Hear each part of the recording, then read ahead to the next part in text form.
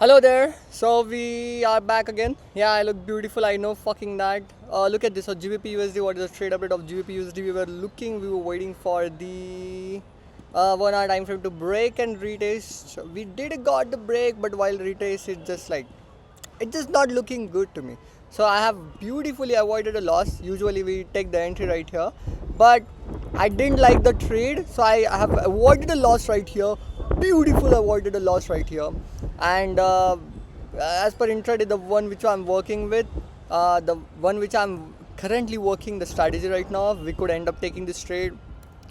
Nothing happens. I won't took that trade because it is not proven yet. So this is how it looks like. Trade update of GBP USD. Now next trade update is CHF JPY. We were still waiting for the break under retest. Taking the trade to a downside. It never happens. Never took the trade. Avoided the loss.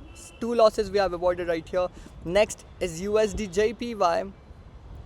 We were also waiting. Holy shit! What the fuck is this? We were waiting for the break and retest. It never happens. Never took the trade. We have avoided the loss right here. I was knowing this is going to get. I was signing off, brother. This is a trade update. Now we're going to work on our building our trading software. Signing off.